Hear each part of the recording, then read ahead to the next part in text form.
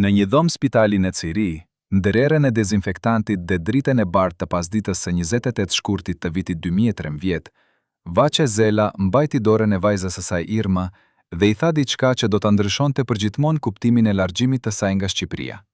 Ato fjalë, të shqiptuara me zë të lodhur por të qartë, nuk ishin thjesht një lamtumir. Ishin një rrëfim që kishte mbetur i mbyllur për 35 vjet, një sekret që kishte gërryer shpirtin e saj çdo ditë të mërgjimit.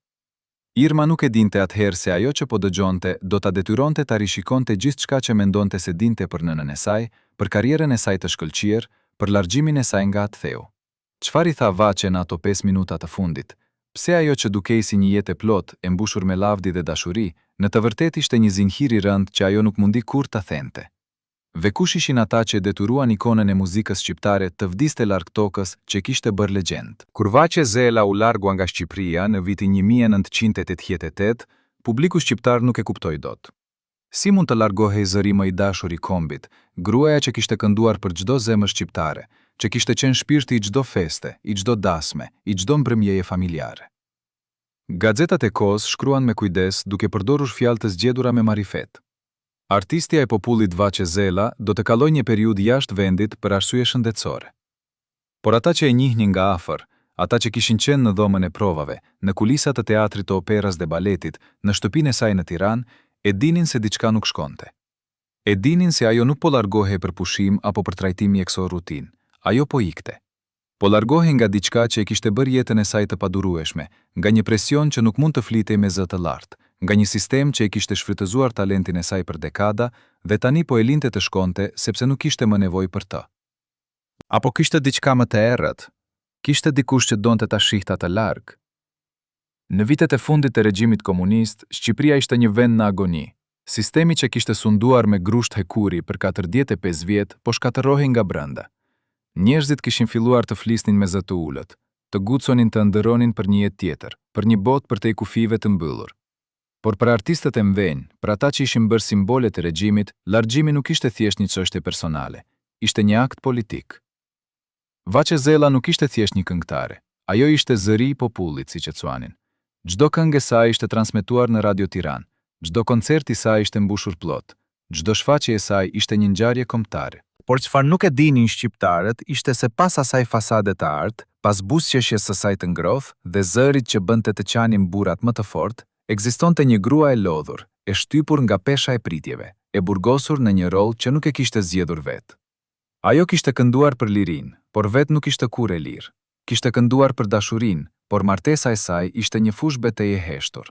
Kishte kënduar për atë dheun, por atë dheu e kishte trajtuar si një mjet, jo si një njeri. Në vitin 1987, diçka ndryshoi.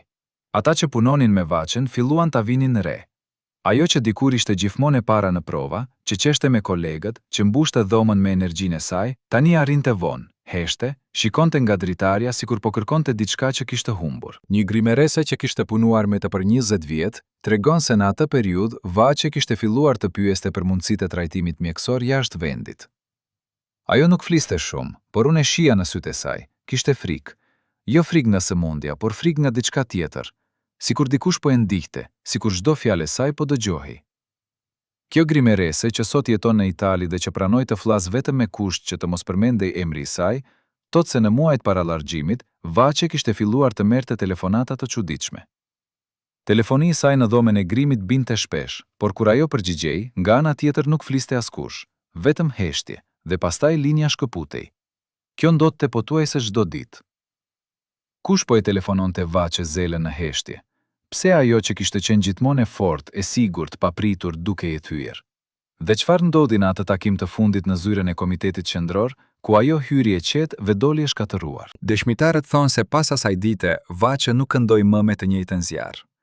Diçka ishte thyer për brenda, diçka që asnjë mjek nuk mund ta sharonte.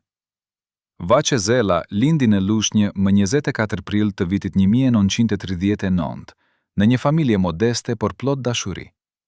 Elma Sanie ishte grua shtëpie me zemër të mave dhe Jati Gazim punonte si në punës i thjeshtë. Askush në atë familje nuk kishte lidhje me artin, me muzikën, me skenën, por kur Vaçe filloi të këndoj, dhe ajo këndoi që në moshë shumë të vogël, të gjithë e kuptuan se kjo vajzë nuk ishte si të tjerët. Zëri I saj kishte diçka hynjore, diçka që të bënte të ndaloje çfarëdo po bëje dhe të dëgjoje.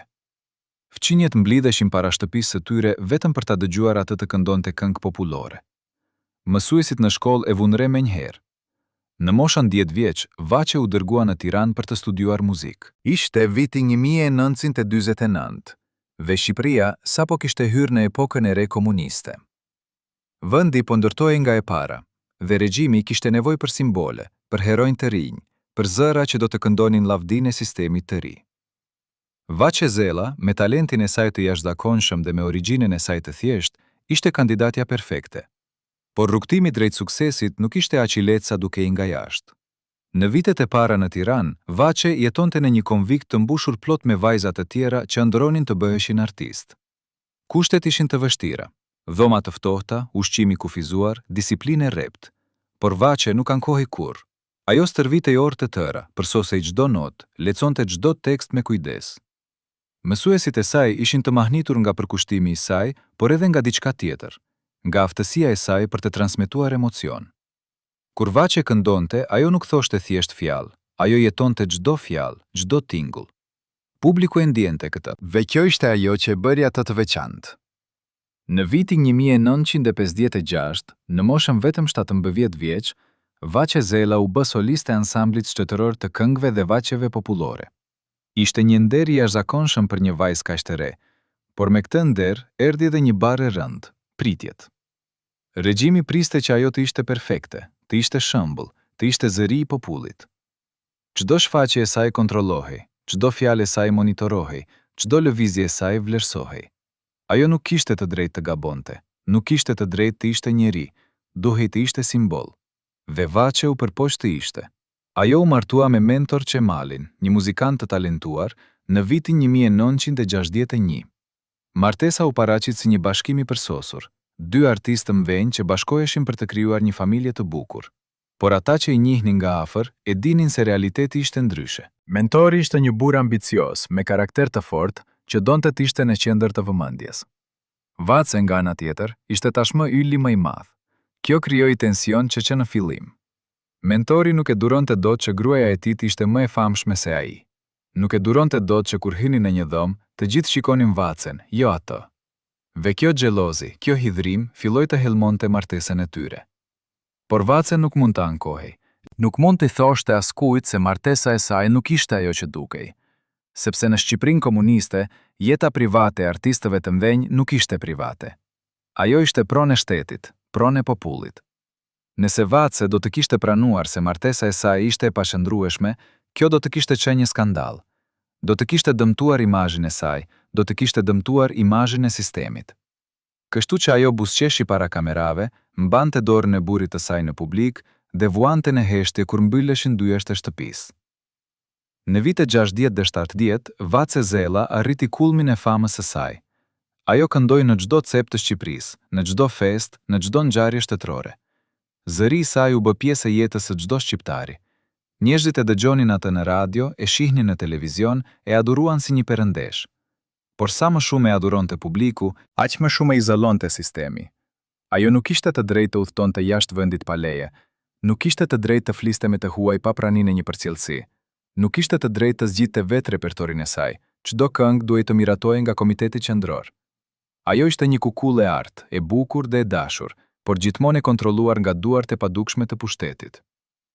Dhe pastaj erdhi viti 1987, viti kur gjithçka filloi të shkatërohet. Viti kur Vaçe Zella mori një telefonat që do të ndryshonte jetën e saj përgjithmonë. Kush e telefonoi atë? Çfarë I than? Dhe pse pas asaj telefonate ajo nuk ishte më e njëjta? Në një mbrëmje të ftohtë të janarit të vitit 1987, Vaçe Zella po kthehej në shtëpi pas një prove të gjatë në pallatin e kongreseve. Rrugët e Tiranës ishin pothuajse bosh. Njerëzit mbileshin shpejt në shtëpinë atë kohë, sepse nata nuk ishte e sigurt për askënd. Kur arriti në shtëpi, e gjet burrin e saj, Mentorin, ullur në dhomën e ndenjes me një shprehje të çuditshme në fytyrë. Ai nuk e përshëndeti. Thjesht I tha: "Vaçe, ndjeu një të ftohtë që I kalloi nëpër kurriz?" pyeti ajo. Mentori shtrëngoi supet. Ajo telefonat erdhi përsëri 2 ditë më vonë. Këtë herë Vaçe e mori vetë. Zëri nga ana tjetër ishte mashkullor, I ulët, I kontrolluar. Kote, 7, tha zëri. Kuote. 8, u përgjigj ajo, duke u përpjekur të duke i qetë. Kuote. 9, tha zëri. Kuote. 10, pyeti ajo. Por linja u shkëput, asnjë përgjigje, vetëm heshtje. Kjo filloi të ndodhte rregullisht, telefonata të shkurtra, misterioze, që nuk jepnin asnjë informacion, por që linin një ndjenjë të rënd ankthi. Vaçe nuk i tregoi askujt, as burrit, as miqve të saj më të afërt. Ajo e dinte se në Shqipërinë e asaj kohe, telefonatat e tilla nuk ishin kurrë të pafajshme. Ato ishin mesazhe, paralajmërime, kërcënime, dhe pastaj, në shkurt të vitit 1987, Vaçe u thyrë në një takim në zyën e Komitetit Qendror të Partisë. Kjo nuk ishte e pazakontë. Artistët e mëdhenj thirrshin shpesh për të diskutuar repertor, për të marrë udhëzime, për t'u lavdëruar për punën e tyre. Por kësaj here diçka ishte ndryshe. Kur Vaçe hyri në zyrë, aty ishin 3 burra që ajo nuk i kishte parë kurrë më parë. Ata nuk u ngritën kur ajo hyri, nuk bushqeshën. Thjesht i treguan një karrige dhe i thanë të ulej. Ajo që ndodhi në atë dhomë, Vaçe nuk ja tregoi kurrë askujt, përveç Irmës në ato 5 minuta të fundit në spitalin e Cirihut. Por ata që e pan Vaçen pas asaj dite, thanë se ajo dukej sikur kishte parë një fantazm. Fitura e saj ishte e zbehtë, duart i dridheshin, dhe për javë të tëra ajo nuk foli pothuajse fare. Çfarë i thanë ata 3 burra Vaçe Zelës në atë dhomë? Çfarë kërkuan prej saj? Dhe pse, pas asaj dite, ajo filloi të planifikonte largimin e saj nga Shqipëria? Një ish funksionar i lartë i Ministrisë së Kulturës, që sot jeton në Gjermani dhe që pranoi të flas vetëm në pseudonim, thotë se në atë periudhë kishte një listë të fshehtë, një listë me emrat e artistëve që konsideroheshin problematik. Nuk ishin armiq të popullit në kuptimin klasik, shpjegon ai, por ishin njerëz që kishin filluar të bëheshin shumë të pavarur, shumë të dashur nga publiku, shumë të fuqishëm, dhe kjo ishte e rrezikshme për sistemin. Sistemi nuk donte hyje që nuk mund t'i kontrollonte plotësisht. Sipas tij, emri i Vaçe Zelës ishte në atë listë. Por pse? Çfarë kishte bërë Vaçe që e bënte të rrezikshme? Ajo nuk ishte folur kurrë kundër regjimit, nuk ishte kënduar këngë të ndaluara, nuk ishte pasur lidhje me disident. Përkundrazi, ajo kishte qenë gjithmonë lojale, gjithmonë e bindur, gjithmonë e gatshme të shërbente. Por ndoshta kjo ishte pikërisht problemi, ndoshta ajo e dinte shumë. Kishte qenë në shumë takime, kishte dëgjuar shumë biseda, kishte parë shumë fitura, dhe në një sistem ku sekreti ishte gjithçka, dikush që dinte shumë ishte një rrezik. Apo kishte diçka tjetër? Kishte dikush që e urren Vaçen aq shumë sa donte ta shihte të shkatërruar? Kishte dikush që kishte interes ta largonte atë nga skena, nga vendi, nga jeta publike? Në muajt që pasuan atë takim të kopshëm, Vaçe filloi të ndryshonte. Ajo që dikur ishte e hapur, e ngrohtë, plot jetë, tani u bë e mbyllur, e largët, e heshtur. Kolegët e saj e vunë re. Ajo nuk qeshte më, thot një ish antar i ansamblit. Vinte në prova, bënte punën e saj dhe largohej menjëherë. Nuk ngrinte më darkë me ne, nuk na tregonte më histori, nuk këndonte më jashtë orarit zyrtar. Ishte sikur dikush ja kishte vjedhur shpirtin. Dhe pastaj, në verën e vitit 1988, Vaçe Zela njoftoi se do të largohej nga Shqipëria për trajtim mjekësor në Zvicër. Lajmi rasi një bombë. Publiku nuk e besonte. Si mund të largohej Vaçe? Si mund të na linte? Por ajo u largua, dhe nuk u kthye kurrë. Çfarë e detyroi Vaçe Zela të braktiste atë dheun që kishte bërë legjend? Kush ishin ata 3 burra në atë dhomë? Çfarë i thanë ata që e theu aq thellë? Dhe çfarë sekret mbajti ajo për 25 vjet derisa ja rrëfeu Irmës në ato 5 minuta të fundit? Në një arkiv të vjetër të Ministrisë së Punëve të Brendshme, të fshehur në një dollap metalik që nuk ishte hapur për 30 vjet, u gjet një zarf i verdhur me vullën e sigurimit të shtetit. Brenda tij kishte një listë me 7 emra, artist, shkrimtar, intelektual, që konsideroheshin objekte të veçanta vëzhgjimi. Emri i Vaçe Zelës ishte i nënvizuar me bojë të kuqe, dhe në anë kishte një shënim me shkrim dore. Kontakte të dyshimta me element të huaj, monitorim intensiv, raportim javor. Kush e kishte shkruar këtë shënim? Çfarë kontaktesh të dyshimta kishte pasur Vaçe, ajo që nuk ishte dalë kurrë jashtë vendit pa shoqërue zyrtar, që nuk ishte folur kurrë me të huaj pa praninë e një përkthjesi të autorizuar? Dhe kush ishte ai elementi huaj që e kishte bërë ikonën e muzikës shqiptare një objekt të rrezikshëm për shtetin? Ky dokument që u zbulua vetëm në vitin 2020 hedh dritë mbi një të vërtetë të tmeshme. Vaçe Zela nuk u largua nga Shqipëria për arsye shëndetësore. Ajo u detyrua të largohej sepse kishte bërë një gabim të vetëm, një moment dobësie njerëzore që sistemi nuk ia fali kurrë. Gjithçka filloi në pranverën e vitit 1986, kur në Tiranë erdhi një delegacion kulturor italian. Ishin muzikant, kompozitor, kritik, arti që kishin ardhur për të studiuar muzikën popullore shqiptare. Regjimi e pa këtë si një mundësi për të treguar arritjet e kulturës socialiste dhe organizoi një sër koncertesh dhe takimesh. Vaçe Zela, si ili më i ndritshëm i muzikës shqiptare, u caktua të ishte fytyra e kësaj vizite. Ajo duhej të këndonte, të fliste me ta, të tregonte se sa e lumtur ishte në Shqipërinë socialiste. Dhe Vaçe e bëri këtë. Buzëqeshi, këndoi, tha fjalët e duhura. Por në një mbrëmje, gjatë një drekë zyrtare në Hotel Dajti, dodi diçka që do ta ndryshonte gjithçka. Një nga antarët e delegacionit, një kompozitor i moshuar me emrin Alessandro Marini, i afrohej Vaçes dhe i tha në italisht, duke menduar se ajo nuk e kuptonte gjuhën, çfarë mëkati që një zë kaq i mrekullueshëm është i burgosur në një vend kaq të mbëllur. Përkthye si zyrtar që ishte gjithmonë pranë, nuk e përktheu këtë. Por Vaçe e kuptoi. Ajo kishte mësuar italisht fshehuraci, duke dëgjuar emisione radio të ndaluara, duke lexuar libra të kontrabanduar. Dhe për një moment, vetëm për një moment, ajo harroi se ku ishte. Harroi se çdo fjalë e saj dëgjohej, çdo lëvizje e saj shikohej. Ajo i buzëqeshi Alessandros ve i tha në italisht të përsosur. Ju nuk e dini sa e vërtet është kjo që thoni. Ky ishte gabimi i saj. Ky ishte momenti që i vullosi fatin e saj. Sepse në atë tavolinë, 2 karrige më tutje, ullur në heshtje dhe duke pirë verë të kuqe, ishte një burr me kostum gri që askush nuk e njihte. Ai nuk ishte pjesë e delegacionit italian. Ai nuk ishte pjesë e stafit të hotelit. Ai ishte një oficer i sigurimit të shtetit dhe ai dëgjoi çdo fjalë. 2 ditë më vonë, Vaçe u thirr në atë takim të kopshëm në zyrën e komitetit qendror. 3 burrat që e prisnin atje nuk humbën kohë me hyrje të buta. Ata e pyetën drejt për drejt. Pse fole italisht me të huajin? Kush të ka mësuar italisht? Çfarë tjetër i ke thënë atij që ne nuk e dim? Vaçe u përpok të shpjegonte, të thoshte se ishte vetëm një bisedë e shkurtër, se nuk ishte thënë asgjë të rëndësishme, se nuk ishte pasur asnjë qëllim të keq. Por ata nuk dëshironin shpjegime. Ata dëshironin ta dëgjonin atë të pranonte se kishte gabuar, se kishte tradhtuar besimin e partisë, se kishte vënë në rrezik imazhin e vendit. Dhe pastaj, njëri prej tyre, një burr me mustaqe të trasha dhe sy të ftohtë, nxori një dosie të trash dhe e vuri para saj. Kjo është dosia jote, tha ai. Çdo vend ku ke qenë, çdo person me të cilin ke folur, çdo fjalë që ke thënë jashtë skene. Ne dim gjithçka për ty, Vaçe, dhe tani dim se ti ke fshehur aftësitë tua gjysore nga shteti. Kjo është mashtrim, kjo është tradhti. Vaçe ndjeu se dhoma po rrotulloi. Ajo nuk ishte menduar kurrë se të mësuarit e një gjuhe mund të ishte një krim. Por në Shqipërinë e asaj kohe, çdo gjë që bëhej pa lejen e shtetit ishte e dyshimt. Çdo njohuri që nuk vinte nga kanalet zyrtare ishte e rrezikshme. Sepse njohurit jepnin pushtet, dhe pushteti duhet të ishte vetëm në duart e partisë. Ajo u përpoq të flas, por zëri nuk i dilte. Burri me mustashe vazhdoi. Ne mund ta bëjmë këtë publike. Mund t'i themi popullit se Vaçe Zela, zëri i popullit, ka fshehur të vërtetën. Ka pasur kontakte të padeklaruara me të huaj. Ka folur gjëra që nuk duhet të fliteshin. Ose mund ta mbajmë këtë sekret. Por ti duhet të na tregosh gjithçka, çdo gjë që ke dëgjuar, çdo gjë që ke parë, çdo gjë që di për kolegët e tu, për miqtë e tu, për familjen tënde. Ajo që ata po i kërkonin ishte e qartë. Ata donin që Vaçe të bëhej informatore. Donin që ajo të spiononte miqtë e saj, kolegët e saj, madje edhe familjen e saj. Dhe në këmbim, ata do ta mbanin sekretin e saj. Do ta linin të vazhdonte karrierën e saj, do ta linin të jetonte.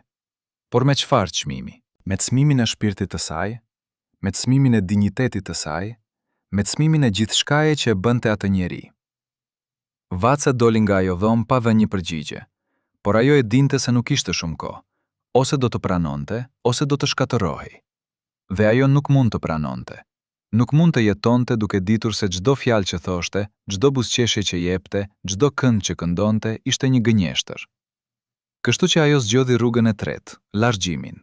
Por edhe kjo rrugë kishte një çmim të lartë, sepse largjimi nuk ishte thjesht një udhtim fizik, ishte një vdekje shpirtërore. Ishte një ndarje nga gjithçka që ajo kishte dashur, nga gjithçka që e kishte bërë atë, ajo që ishte. A mund të imagjinoni peshën e kësaj vendimi?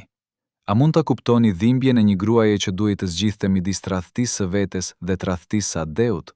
Çfarë do të kishit bërë ju në vendin e saj? Në muajt që pasuan atë takim, Vaçe Zela filloi të ndërtonte një plan largjimi që duhej të dukej natyral, i pashmangshëm, i pranueshëm për sistemin. Ajo nuk mund thjesht të thoshte dua të largohem. Kjo do të ishte një akt i hapur kundërshtimi dhe do të sillte pasoja të tmeshme jo vetëm për të, por edhe për familjen e saj, për fëmijët e saj, për të gjithë ata që ishin të lidhur me të. Kështu që ajo filloi të ankohet për shëndetin e saj. Filloi të fliste për dhimbje koke të vazhdueshme, për lodhje të skajshme, për probleme me zërin. Mjekët e Tiranës e ekzaminuan, por nuk gjetën asgjë serioze, por Vaçe insistoi, tha se kishte nevojë për trajtim të specializuar, për ekzaminime që nuk mund të bëheshin në Shqipëri.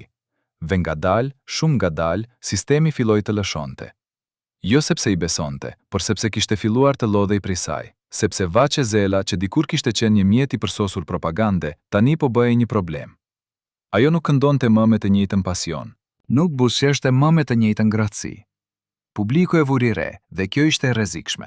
Një il që po shuhet është më i keq se një il që nuk ka ekzistuar kurrë. Në verën e vitit 1988, Vaçe mori lejen për të shkuar në Zvicër për trajtim mjekësor, por kjo leje nuk erdhi pa kushte. Ajo duhet të linte pas 2 prej fëmijëve të saj si garanci se do të kthehej.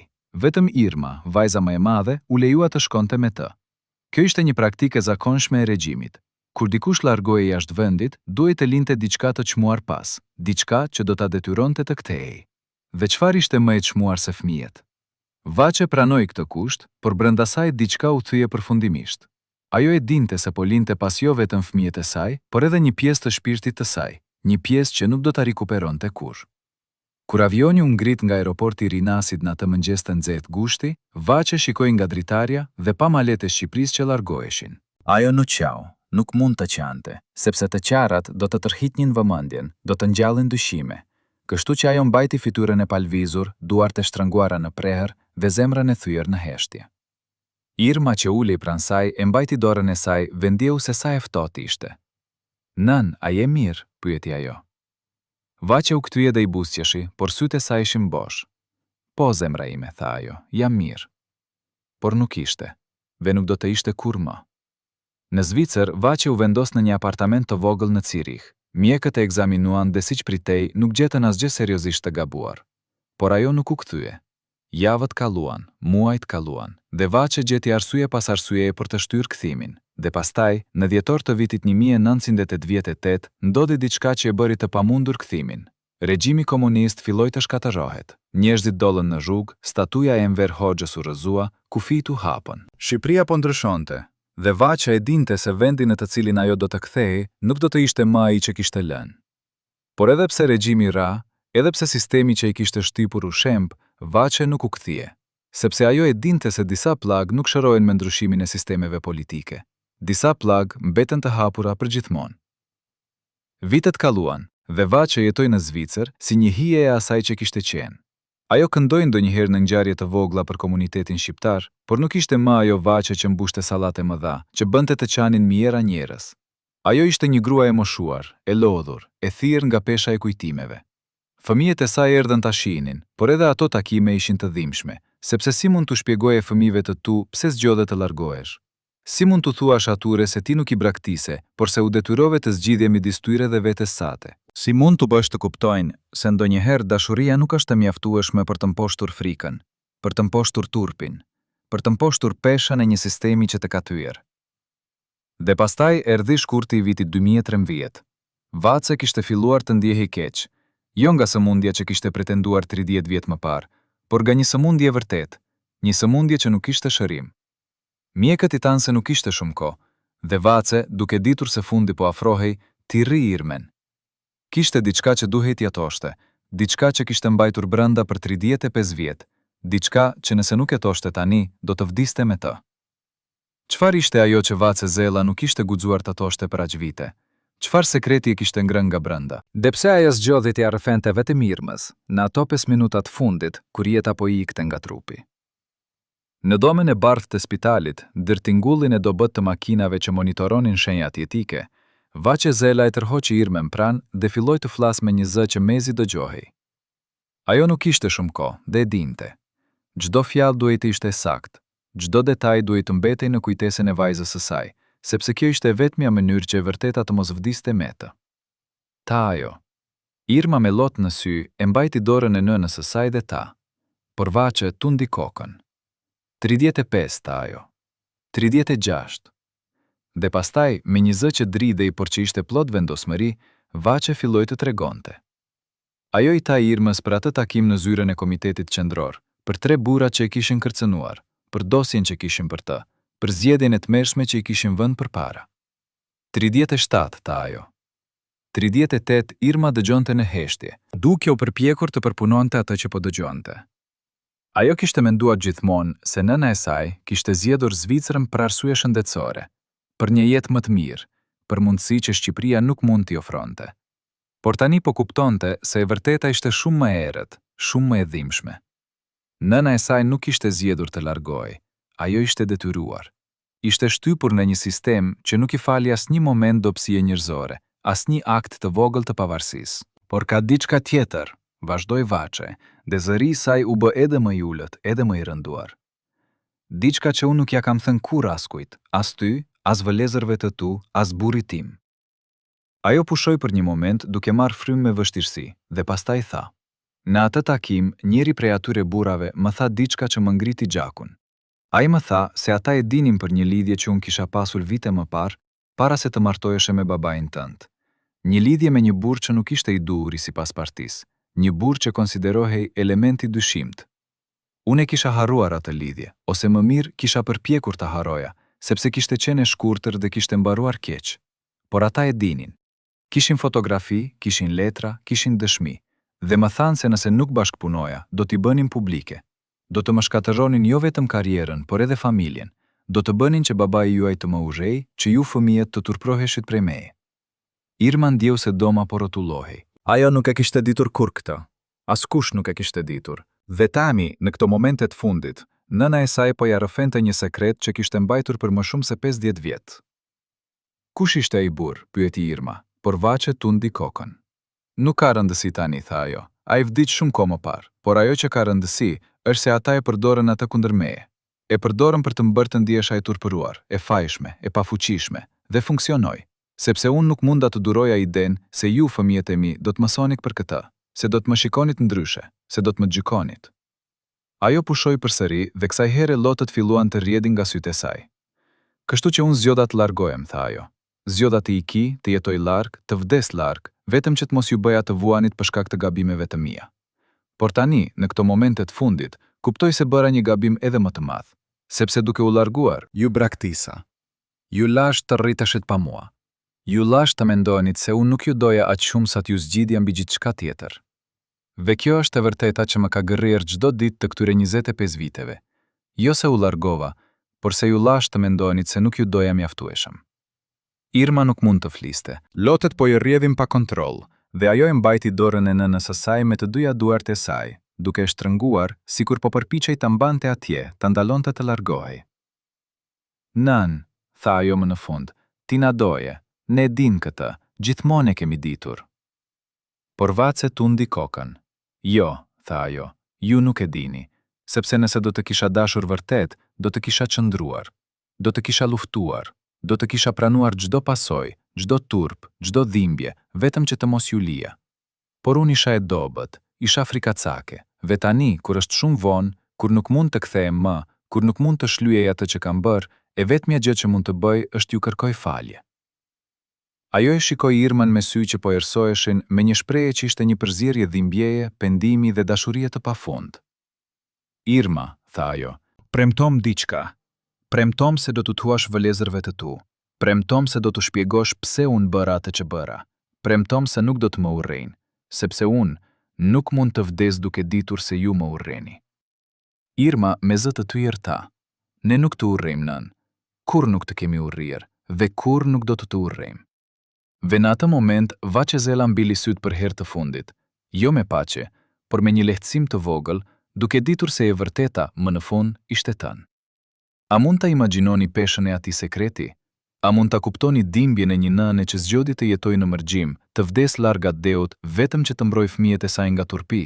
Dhe a mund ta gjykoni atë për këtë zgjedhje? Apo mund ta kuptoni se ndonjëherë dashuria nuk është ajo që thjesht sa duket? Në një kuti të vjetër kartonash të fshehur në bodrumin e shtëpisë së Vaçes në Tiranë, u gjetën 23 letra që ajo nuk i dërgoi kurrë. Ishin shkruar me dorë të dridhur, disa me njolla, që dukeshin si lot të tharë, të tjera me fjalë të fshira dhe të rishkruara. Çdo letër fillonte me të njëjtat fjalë: fëmijët e mi të dashur. Dhe çdo letër mbaronte pa nënshkrim, sikur ajo nuk kishte guxuar ta përfundonte atë që kishte filluar. Këto letra, që u zbuluan nga djali i saj më i vogël në vitin 2015, tregojnë një të vërtetë që askush nuk e kishte imagjinuar. Vaçe Zella shkruante çdo javë për fëmijët e saj, por nuk i dërgonte kurrë ato letra. Pse? Sepse në çdo letër ajo përpiqej të shpjegonte pse kishte zgjedhur të largohej, dhe në çdo letër ajo e kuptonte se asnjë shpjegim nuk do të ishte i mjaftueshëm. Si mund t'u shpjegoje fëmijëve të tu se ti zgjodhe veten bita? Si mund t'u thuash atyre se frika jote ishte më e fortë se dashuria jote? Këto letra që nuk u dërguan kurrë janë dëshmia më e dhimbshme e një gruaje që jetoi në ferin e fajit për 25 vjet, duke ditur se çdo ditë që kallonte larg tyre ishte një ditë që nuk do ta rikuperonte kurrë. Por historia e Vaçes nuk ishte vetëm historia e një nëne që braktisi fëmijët e saj. Ishte historia e një gruaje që u bë viktimë e një sistemi që e shfrytëzoi talentin e saj, që e ktheu në një simbol dhe pastaj e hodhi poshtë ku nuk kishte më nevojë për të. Dhe më e keqja, ishte historia e një gruaje që u tradhtua nga njerëzit më të afërt me të, nga ata që ajo mendonte se do ta mbronin, por që në të vërtetë po prisnin momentin e duhur për ta shkatërruar. Në vitet e para të mërgjimit, Vaçe përpiqej të mbante kontakte me Shqipërinë. Telefonata të shkurtra me fëmijët, letra të rralla që kallonin nëpër censur, dërgjesa të vogla parash kur mundej. Por me kalimin e kohës, edhe këto kontakte u bën gjithnjë më të rralla. Jo sepse Vaçe nuk donte, por sepse çdo telefonat ishte një thik në zemër. Çdo letër ishte një kujtesë e asaj që kishte humbur. Çdo dërgjesë parash ishte një përpjekje e kotë për të bler faljen që ajo e dinte se nuk do ta merrte kurrë. Fëmijët e saj u rritën pata, u martuan pata, patën fëmijët e tyre pata, dhe Vaçe, e ullur në apartamentin e saj të vogël në Qiri, shikonte fotografitë që i dërgonin dhe përpiqej të imagjinonte si do të ishte nëse do të kishte qenë atje. Por imagjinatat nuk janë mjaftueshme për të mbushur boshllëkun e një jete të humbur. Dhe pastaj ishte mentori, burri i saj që kishte mbetur në Tiranë. Në fillim, ai shkruante letra plot hidhrim dhe akuza. Ti na braktise, shkruante ai. Ti zgjodhe rehatin tënd mbi familjen tënde. Ti je një egoiste, një tradhtare. Vaçe lexonte këto letra dhe nuk përgjigjej. Çfarë mund t'i thoshte? Si mund t'i shpjegonte atij se ajo nuk kishte zgjedhur rehatin, por mbijetesën? Se ajo nuk kishte braktisur familjen, por kishte përpjekur ta mbrojë atë nga një e vërtetë që do t'i shkatëronte të gjithë. Por mentori nuk donte shpjegime, ai donte një fajtor, dhe Vaçe ishte fajtorja perfekte. Me kalimin e viteve, letrat e tij u bën gjithnjë më të ftohta, më të shkurtra, derisa ndalluan plotësisht. Dhe kur Vaçe mori vesh se ai ishte martuar përsëri, ajo nuk ndjeu xhelozi, ndjeu lehtësim, sepse tani të paktën ai kishte dikë tjetër për ta fajsuar për pakënaqësitë e tij. Por tradhtia më e madhe nuk erdhi nga mentori, erdhi nga dikush që Vaçe nuk e kishte pritur kurrë. Erdhi nga motra e saj, Drita, që kishte qenë gjithmonë e afërt me të, që kishte qenë mbështetja e saj në çdo moment të vështirë. Në vitin 1993, Drita shkroi një letër për Vaçen që u botua në një gazetë shqiptare. Në atë letër, ajo e akuzonte Vaçen se kishte harruar rrënjët e saj, se kishte braktisur familjen për një jetë luksi në perëndim, se kishte tradhtuar vlerat që ishin mësuar që në fëmijëri, shkruante Drita. Kur Vaçe lexoi këtë letër, ajo nuk qau. Ajo thjesht e pallosur gazetën, e vuri në një sirtar dhe nuk foli më kurrë për Dritën. Sepse çfarë mund të thoshte? Si mund t'i shpjegonte botës se ajo që dukej si tradhti ishte në të vërtetë një akt i dëshpëruar i mbrojtjes? Se ajo që dukej si zgjedhje e lehtë ishte në të vërtetë vendimi më i dhimbshëm i jetës së saj? Por pyetja që mbetet është, pse Drita e bëri këtë? Pse ajo që e njihte Vaçen më mirë se kushdo tjetër zgjodhi ta shkatëronte publikisht? A ishte xhelozi? A ishte hidhrim për faktin se Vaçe kishte arritur të largohej ndërsa ajo kishte mbetur? Apo kishte diçka më të errët, diçka që lidhet me sekretet që Vaçe kishte mbajtur për aq vite? Në një takim privat që u zhvillua në shtëpinë e një ish funksionari të lartë të sigurimit të shtetit në vitin 2007, një grua e moshuar me emrin Flutura Kolla rrëfeu diçka që hodhi dritë mbi një aspekt të errët të jetës së Vaçe Zellës. Flutura kishte qenë sekretare në Ministrinë e Kulturës për 30 vjet dhe kishte pasur akses në dosje që shumica e njerëzve nuk i kishin parë kurrë. Sipas saj, Vaçe Zela nuk ishte e vetmi artist që ishte vënë në presion për të bashkëpunuar me sigurimin e shtetit. Kishte dhjetra të tjerë, disa prej të cilëve kishin pranuar, të tjerë që kishin refuzuar dhe kishin paguar çmimin. Por rasti i Vaçes ishte i veçantë, sepse ajo nuk ishte thjesht një artiste talentuar. Ajo ishte një simbol kombëtar, një ikon që njerëzit e adhuronin pothuajse si një shenjtore. Dhe kjo e bënte ato edhe më të vlefshme për sistemin, por edhe më të rrezikshme nëse nuk kontrollohej plotësisht. Ata e donin Vaçen të ishte ture, tha Flutura, duke pirë çaj të nxehtë në dhomën e saj të vogël në Tiranë. Por ajo kishte diçka që shumica e artistëve të tjerë nuk e kishin, dinjitet. Ajo nuk mund të bëhej kukull, nuk mund të luante llojen e tyre, dhe kjo i bëri ta urrejnë. Sepse nëse nuk mund ta kontrollonim, atëherë duhej ta shkatërronim. Sipas Fluturës, dosja e Vaçes përmbante jo vetëm informacione për lidhjen e saj të hershme, por edhe dëshmi të tjera që ishin grumbulluar me vite. Biseda të përgjuara, letra të lecuara fshehurazi, raporte nga njerëz që ajo i konsideronte miq. Çdo fjalë që ajo thoshte, çdo lëvizje që bënte, regjistrohej, tha Flutura. Ata kishin ndërtuar një rrjet rreth saj aq të ngushtë sa ajo nuk mund të merrte frym pa që ata ta dinin. Por çfarë nuk e dinte Vaçe, ishte se njëri prej atyre që raportonte për të, ishte dikush shumë afër saj, dikush që ajo i besonte plotësisht, që ajo e konsideronte si një mbrojtës, si një mbështetje. Flutura nuk dha emër, por tha: Ishte dikush në familja, dikush që kishte qasje në jetën e saj private, që dinte gjithçka për të. Dhe ai person e tradhtoi për një apartament më të madh dhe një pozicion më të mirë në punë. Kur pyetëm nëse ky person ishte ende gjallë, Flutura tundi kokën.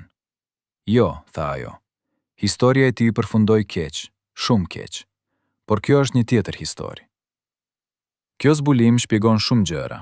Shpjegon pse Vaçe ndjehej gjithmonë e vëzhguar, pse kishte frikë të fliste edhe në shtëpinë e saj, pse në fund zgjodhi të largohej në vend që të luftonte. Sepse si mund të luftosh kundër një armiku që nuk e sheh? Si mund t'i besosh dikujt kur nuk di kush po të traftoj? Vaçe jetoi në një burg të padukshëm, të ndërtuar jo nga hekur dhe beton, por nga frika dhe dyshimi. Dhe kur më në fund arriti të ikte nga ai burg, ajo zbuloi se kishte marrë me vete zinxhirët. Sepse disa burgje nuk janë fizike, ato janë psikologjike, dhe ato të ndjekin kudo që shkon. Në vitet e fundit të jetës së saj në Zirih, Vaçe rrallë dilte nga apartamenti. Ajo kishte frikë nga njerëzit, frikë nga pyetjet, frikë nga gjykimi. Fqinjet e saj e përshkruanin si një grua të heshtur, të tërhequr, që përshëndeste me kokë, por që nuk ndallonte kurrë për të biseduar. Ajo blinte ushqime nga dyqani më i afërt, kthehej shpejt në shtëpi dhe mbyllte dyert pas vetes sikur po fshihej nga dikush. Irma, që e vizitonte sa herë që mundej, shihte se si nëna e saj po konsumohet nga brenda. Kuote 66, thot Irma. Kuote 67. Por çfarë mbante Vaçen gjallë gjatë atyre viteve? Çfarë detyronte të vazhdonte ditë pas dite, kur gjithçka që kishte dashur ishte larg, kur gjithçka që kishte ndërtuar ishte shkatërruar? Sipas Irmës, ishte një shpresë e vogël, pothuajse e pamundur. Shpresa se një ditë fëmijët e saj do ta kuptonin, do ta falin, do ta donin përsëri. Quote 68 tregon Irma. Quote 69. Por Irma nuk donte ta falte në të ardhmen. Ajo donte ta falte tani, ndërsa nëna e saj ishte ende gjallë. Por si mund ta falte për diçka që nuk e kuptonte plotësisht? Si mund t'i thoshte se gjithçka ishte në rregull kur në të vërtetë asgjë nuk ishte në rregull? A mund ta imagjinoni dhimbjen e një vajze që shikon nënën e saj të konsumohet nga faji, por që nuk di si ta ndihmojë? A mund ta kuptoni peshën e një sekreti që mbahej për aq vite, që gërrente nga brenda, që shkatërronte çdo mundësi për lumturi? Në ditët e fundit të shkurtit të vitit 2013, trupi i Vaçe Zelës filloi të dorëzohej. Ajo që kishte qenë dikur një grua e fortë, plot jetë, tani ishte një hije e hollë, e dobët, që mezi mund të lvizte nga shtrati. Mjekët e dinin se fundi po afrohej, dhe Irma e dinte gjithashtu. Ajo kallonte çdo ditë në spital, duke mbajtur dorën e nënës së saj, duke i lecuar letra që kishin ardhur nga Shqipëria, duke i treguar për niprit dhe mbesat që Vaçe nuk i kishte parë kurrë. Dhe Vaçe dëgjonte, por sytë e saj ishin të largët, sikur po shikonte diçka që askush tjetër nuk mund ta shihte. Në mëngjesin e 28 shkurtit, Vaçe u zgjua me një qartësi të çuditshme. Ajo e thiri Irmën dhe i tha: "Sot është dita. Sot unë do të largohem, por para se të shkoj, ka diçka që ti duhet ta dish." Irma, me zemër të rënduar, u ul pranë shtratit dhe tha: "Nën, ti më ke thënë tashmë gjithçka, nuk ka nevojë të mundohesh më." Por Vaçe insistoi: Jo, tha ajo, ka një gjë të fundit. Një gjë që unë nuk kam pasur kur guximin të them, por që tani kur po largohem duhet të them, sepse nëse nuk e them do të vdes me këtë barë, dhe ti nuk do ta kuptosh kur plotësisht pse unë bëra atë që bëra. Dhe pastaj me zë të lodhur por të vendosur, Vace filloi të tregonte për atë që kishte ndodhur në atë takim të fundit në zyrën e komitetit qendror. Ajo i tha Irmës se 3 burrat nuk i kishin kërkuar vetëm të bëhej informatore. Ata i kishin kërkuar diçka më të keqe. Ata i kishin thënë se nëse nuk bashkëpunonte, ata do të arreston djalin e saj më të madh, Agjimin, me akuza të rreme për aktivitete kundër shtetit. Ata e dinin se unë do të bëja çfarëdo për t'ju mbrojtur, tha Vace, dhe ata e përdorën këtë kundër meje. Më thanë se nëse largoheshe, nëse hiqeshe nga sytë e tyre, ata do ta linin Agjimin në paqe. Por nëse qëndroja, nëse refuzoja të bashkëpunoja, ata do ta merrnin atë dhe do ta dërgonin në një vend ku askush nuk do ta gjente kurrë. Irma ndjeu se gjithçka rreth saj po shkatërroi. Ajo nuk e kishte ditur kurrë këtë, askush nuk e kishte ditur. Dhe tani, në këto momente të fundit, nëna e saj po ja rrëfente një të vërtetë që ndryshonte gjithçka. Pra ti u largove për të shpëtuar Agjimin, prijeti Irma me zë të thyer. Vace tundi kokën. Po, tha ajo. Unë u largova për t'ju shpëtuar të gjithve, sepse nëse do të kisha qëndruar, ata do të kishin gjetur një mënyrë për t'ju dëmtuar. Do të kishin përdorur sekretet e mia për t'ju turpëruar, për t'ju shkatërruar, dhe unë nuk mund ta lejoja këtë.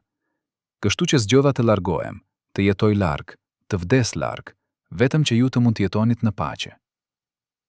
Ajo i shikoi Irman me sy që po errësoheshin, me një shprehje që ishte një përzierje dhimbjeje, pendimi dhe dashurie të pafund. Por tani, kur po largohem, kuptoj se bëra një gabim, tha ajo. Sepse duke u larguar, ju lash të mendonit se unë nuk ju doja. Ju lash të rriteshit me një boshëllëk që asgjë nuk mund ta mbushte. Dhe kjo është gjëja që më dhemb më shumë se çdo gjë tjetër. Jo se u largova, por se ju lash të vuanit për shkak të zgjedhjes sime. Ajo e tërhoqi Irmën më afër dhe i tha: "Premtom diçka. Premtom se do të tuash vëllezërve të tu. Premtom se do të shpjegosh se unë nuk ju braktisa sepse nuk ju doja, por sepse ju doja aq shumë sa isha e gatshme të sakrifikoja gjithçka, edhe veten time, edhe lumturinë time, edhe jetën time, vetëm që ju të ishit të sigurt. Premtom se ata do ta dinë këtë, sepse unë nuk mund të vdes duke ditur se ju më urreni." Irma, me lot që rrjedhin pa kontroll, tha: "Ne nuk të urrem nën, kur nuk të kemi urryer. Dhe tani që e di të vërtetën, të kuptoj më mirë se kur. Ti ishe gruaja më e fortë që kam njohur ndonjëherë, dhe unë jam krenare që jam bija jote." Dhe në atë moment, Vace Zela mbilli sytë për herë të fundit me një buzëqeshje të vogël në buzë, duke ditur se e vërteta më në fund ishte thënë. Por edhe pse e vërteta u tha, pyetja mbetet, a ishte kjo e mjaftueshme?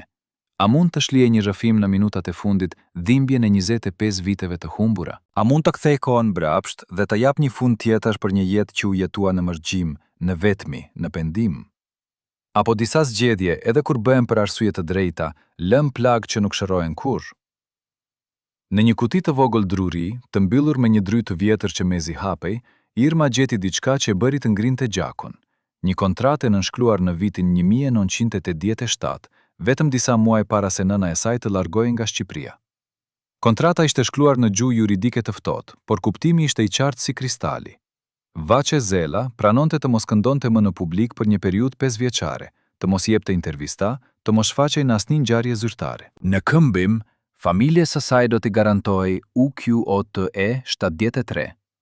Por ajo që e bëri Irmën të dridhej ishte paragrafi i fundit, i shkruar me shkronja të vogla në fund të faqes. UQOTE 84. Kjo nuk ishte thjesht një kontratë, ishte një dokument shantazi, një zinxhir ligjor që e lidhi Vacën në heshtje për pjesën e mbetur të jetës së saj. Ajo nuk ishte zgjedhur thjesht të largohej, ajo ishte detyruar të nënshkruante heshtjen e saj me gjakun e zemrës së saj. Dhe nëna e saj, edhe në ato 5 minuta të fundit, nuk ja kishte treguar këtë detaj. Pse? Sepse disa të vërteta janë aq të rënda sa edhe në prag të vdekjes nuk guxon t'i thuash plotësisht. Kur Irma e solli këtë dokument te vëllezërit e saj, ata nuk follën për orë të tëra. Thjesht e lexuan, e rilexuan dhe pastaj Agjimi, djali që nëna e tyre kishte dashur ta shpëtonte, e grishi atë në copa të vogla dhe i dogji në oborin e shtëpisë së tyre në Tiranë. Ajo nuk duhej të vuante kështu, tha ai, me zë që dridhej nga inati dhe dhimbja. Ajo duhej të na thoshte: "Ne do të kishim gjetur një mënyrë, do të kishim luftuar së bashku. Por Irma tundi kokën. Jo, tha ajo, ju nuk e kuptoni. Ajo e dinte se nëse ju tregonte, ju do të kërkonit të luftonit, dhe kjo do të ishte pikërisht ajo që ata donin. Do t'ju kishin kapur, do t'ju kishin shkatërruar, dhe ajo do të kishte qenë ajo që do t'ju kishte quar në të rrugë. Kështu që ajo zgjodhi të mbaj barën vetë, zgjodhi të vuante vetë, sepse kjo ishte vetmja mënyrë që ajo dinte se si t'ju mbroj. Por kush ishin ata që e detyruan Vaçën të nënshkruante atë kontratë? Kush ishin ata tre burra në atë dhomë që kishin pushtetin të shkatëronin jetën e një ikone kombëtare me një nënshkrim? Sipas dokumenteve që u zbuluan më vonë, njëri prej tyre ishte Petrit Doda, një zyrtar i lartë i sigurimit të shtetit që ishte i njohur për metodat e tij të ashpra. Ai ishte burri që kishte ndërtuar dosje për qindra artist, intelektual dhe figura publike, duke grumbulluar sekrete që përdorte si armë kur kishte nevojë. Por Petrit Doda nuk vepronte vetëm.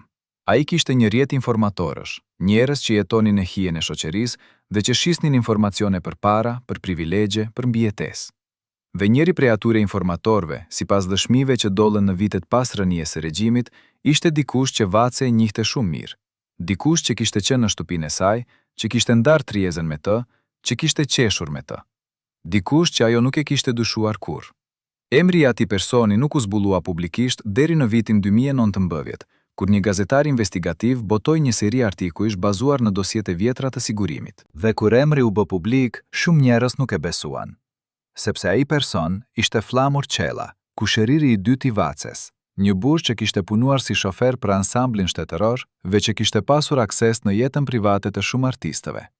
Flamur kishte qenë gjithmonë i sjellshëm, gjithmonë i gatshëm të ndihmonte, gjithmonë pranë kur dikush kishte nevojë.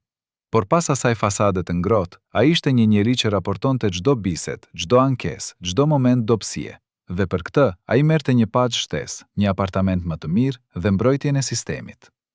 Kur Irma mësoi për këtë, ajo ndjeu një urrejtje që nuk e kishte ndjerë kurrë më parë. Si mund të jetë kaq i ullët, pyeti ajo. Si mund të tradhtoj dikë që e kishte trajtuar si familje? Por përgjigjja ishte e thjeshtë dhe e tmeshme, sepse në një sistem ku mbijetesa varet nga besnikëria ndaj pushtetit, njerëzit janë të gatshëm të tradhtojnë edhe ata që duan më shumë, sepse frika është më e fortë se dashuria. Sepse egoizmi është më i fortë se morali. A mund të imagjinoni dhimbjen e Vaçes nëse do ta kishte ditur se kushëriri i saj, ai që ajo e konsideronte si vëlla, ishte ai që po e shiste? A mund ta kuptoni pse ajo zgjodhi të mos i besonte askujt, të mbyllej në vete, të jetonte në vetmi? Sepse kur nuk di kush është armiku, çdo njeri bëhet i dyshimt, çdo buzëqeshje bëhet një mask, çdo fjalë bëhet një grack. Në dimrin e vitit 2020, Flamur Çella u gjeti vdekur në apartamentin e tij në Tiranë. Policia tha se ishte vdekje natyrore, një sum në zemër, por ata që e njihnin historinë e tij, ata që dinin se çfarë kishte bërë, nuk ishin të bindur. Sepse Flamur kishte jetuar vitet e fundit të jetës së tij në frikë. Ai kishte filluar të merrte telefonata të çuditshme, mezazhe kërcënuese, letra pa nënshkrim që i thoshin: "Ne e dim çfarë bëre dhe do të paguash." Ai kishte shkuar te policia, por ata nuk ishin bërë asgjë, sepse kush do të mbrojë një ish informator? Kush do të ndjejë keqardhje për një njeri që ka shkatëruar jetën e vjetra të tjerëve? Sipas një fqinji që dëshi të mbetej anonim, Flamur kishte filluar të fliste vetëm në muajt e fundit të jetës së tij. Ai ulej në balkon dhe fliste me veten, tregon fqinji. Thoshte gjëra si: "Unë nuk doja ta bëja" dhe "Ata më detyruan." Dukej sikur po përpiqej të bindë dikë, ndoshta veten e tij, se nuk ishte faji i tij, por kush do ta besonte? Në ditën kur u gjeti vdekur, në tavolinën e tij kishte një letër të shkruar me dorë. Policia e mori atë letër dhe nuk e bëri kurrë publike, por një oficer që ishte në skenë atë ditë dhe që më vonë u largua nga puna për arsye të papërcaktuara, tregoi se letra fillonte me fjalët: "Vaçe, më fal. Unë nuk dija se do të shkonte kaq larg." Por a ishte kjo një rrëfim i vërtet, apo thjesht një përpjekje e fundit për të pastruar ndërgjegjen? A mund të falësh dikë që të ka tradhtuar edhe nëse ai pendohet në fund? Dhe çfarë do të kishte thënë Vaçe nëse do ta kishte ditur se ai njeri që kishte shitur kishte përfunduar kështu, i vetmuar, i friksuar, i mallkuar nga kujtimi i veprave të tij? Irma, kur mësoi për vdekjen e Flamurit, nuk ndjeu asgjë, as gëzim, as keqardhje. Thjesht një boshllëk të ftohtë. Ai mori atë që meritonte, tha ajo, por kjo nuk e kthen nënën time. Kjo nuk e kthen kohën që humbëm. Kjo nuk e kthen dhimbjen që ajo vuajti. Dhe kishte të drejtë. sepse drejtësia, edhe kur vjen, nuk shëron plagët. Ajo thjesht mbyll një kapitull, por historia vazhdon të dhembë. Por historia e Vaçes nuk përfundon me tradhtinë e flamurit. Ajo vazhdon me një zbulim tjetër, edhe më të dhimbshëm, edhe më të tmeshëm. Sepse në vitin 2021, kur Irma po shqyrtonte dokumentet e vjetra të nënës së saj, ajo gjeti një dëftesë bankare nga viti 1988. Dëftesa tregonte një transfer të madhe parash, një shumë që ishte ekuivalente me pagën e Vaçes për 5 vjet, nga një llogari në Tiranë në një llogari në Zvicër. Por ajo që e bëri Irmën të ngrinte gjakun, ishte emri i personit që kishte bërë transfertën. Mentor Xhemali, burri i Vaçes. Ai kishte dërguar ato para në Zvicër 2 javë para se Vaçe të largojë. Pse? Sepse ai e dinte se ajo do të largojë. Ai e dinte sepse ai ishte pjesë e planit. Kur Irma e soli këtë zbulim të velezrit e saj, ata nuk donin ta besonin. Babai nuk do të bënte kurrë një gjë të tillë, tha Agimi. Ai e donte nënën tonë. Por Irma tundi kokën. Jo, tha ajo, ai nuk e donte. Ai e urrente. E urrente sepse ajo ishte më e famshme se ai, më e dashur se ai, më e suksesshme se ai. Dhe kur erdhi mundësia për ta larguar, ai e kapi atë mundësi. Ai bashpunoi me ata që donin ta hiqnin nga skena. Dhe në këmbim, ai mori para, mori lirin për të martuar përsëri, mori gjithçka që donte. Kjo zbulim shkatërroi imazhin që fëmijët e Vaçes kishin pasur për babain e tyre. Ata e kishin parë gjithmonë si një viktim, si një burr që ishte braktisur nga gruaja e tij. Por tani po kuptonin se ai nuk ishte viktim. Ai ishte bashkëpunëtor. Ai ishte njëri prej atyre që e kishin shtyrë Vaçen drejt largimit, që e kishin bërë jetën e saj të padurueshme, që e kishin detyruar të zgjidhte midis familjes dhe mbijetesës. A mund ta imagjinoni dhimbjen e një gruaje që zbulon se burri i saj, njeriu me të cilin kishte ndarë jetën për 27 vjet, ishte ai që e kishte tradhtuar më thellë? A mund ta kuptoni pse Vaçe nuk u kthie kurrë, edhe pasi regjimi ra, edhe pasi kufijt u hapën? Sepse ajo e dinte se nëse do të kthehej, do të duhej të shikonte në sy njerëzit që e kishin shitur. Do të duhej të jetonte në një vend ku çdo cep i kujtonte tradhtinë, dhe kjo do të ishte më e keqe se mërgjimi. Në mars të vitit 2013, pak ditë pas vdekjes së Vaçes, Irma organizoi një ceremoni përkujtimore në Zürich. Erdhi një grup i vogël njerëzish, disa shqiptarë që jetonin në Zvicër, disa miq të vjetër nga Shqipëria, disa kolegë të moshuar që kishin punuar me Vaçen në vitet e arta. Por ajo që mungonte ishte mentori. Ai nuk erdhi, nuk dërgoi lule, nuk dërgoi asnjë mesazh mbushëllimi. Dhe kur Irma e telefonoi për t'i kërkuar shpjegime, ai thjesht tha: "Unë i dhash asaj gjithçka që mund t'i jepja. Nëse ajo zgjodhi të largohet, kjo ishte zgjedhja e saj, jo imja." Dhe pastaj mbyli telefonin. Kjo ishte hera e fundit që Irma foli me babain e saj. Ajo vendosi se disa njerëz nuk meritojnë falje, disa njerëz nuk meritojnë asnjë fjalë lamtumire. Dhe mentori ishte njëri prej tyre. Ai jetoi edhe 10 vjet pas Vaçes, por ato vjet i kaloi në vetmi, i haruar nga fëmijët e tij, i injoruar nga shoqëria, i mallkuar nga kujtimi i asaj që kishte bërë. Kur vdiq në vitin 2023, vetëm 2 persona shkuan në varrimin e tij, dhe asnjëri prej tyre nuk ishte nga familja e tij. Por historia e Vaçes nuk përfundon me vdekjen e mentorit. Ajo vazhdon me një pyetje që mbetet e hapët edhe sot. A mundi Vaçe Zella të kthehej ndonjëherë në Shqipëri, edhe sikur të kishte dashur? Sipas dokumenteve që u zbuluan në vitet e fundit, përgjigjja është jo. Sepse edhe pasi regjimi ra, edhe pasi sigurimi i shtetit u shpërnda, dosja e Vaçes nuk u mbyll kurrë. Ajo mbeti e hapur, e shnuar me një vull të kuqe që thoshte rasti pas zgjidhur, monitorimi vazhdueshëm. Kjo do të thotë se edhe në vitet 90, edhe në vitet 2000, dikush ende po e ndiqte. Dikush ende po e konsideronte si një kërcënim, si një person që dinte shumë, që kishte parë shumë, që mund të fliste shumë. Kush ishte ai dikush? Kush kishte interes që Vaçe Zella të mbetej larg, të heshte, të harrohej? Sipas disa analistëve që kanë studiuar dosjet e sigurimit, përgjigjja qëndron në faktin se Vaçe kishte qenë dëshmitare shumë takimeve, shumë bisedave, shumë vendimeve që u morën në kulisa. Ajo kishte parë se si funksionohej sistemi, se kush merrte rishfete, kush tradhtonte, kush gënjente. Dhe nëse ajo do të kishte folur, do të kishte mund të shkatëronte karrierën e shumë njerëzve që edhe sot janë në pozicione të larta. Kështu që ata e mbajnë atë larg, e mbajnë në heshtje, e mbajnë në mërgjim, deri në vdekje. Kjo është e vërteta më e dhimbshme e gjitha. Vaçe Zella nuk vdiq nga sëmundja. Ajo vdiq nga heshtja. Vdiq nga pesha e sekreteve që mbajti për aq vite. Vdiq nga faji që ndjeu për zgjedhjen që bëri. Vdiq nga vetmia që e hëngri gjallë dhe vdiq duke ditur se edhe sikur të kishte dashur, nuk do të kishte mundur kur të kthehej në vendin që e kishte bërë legjend. Por pyetja që mbetet është, a e meritonte Vaqezela një fund kaq të dhimbshëm? A e meritonte të vdiste larg Adeut, larg fëmijëve të saj, larg gjithçkaje që kishte dashur? Apo sistemi që e detyroi të zgjidhte midis familjes dhe mbijetesës ishte ai që duhet të gjykohet, jo ajo?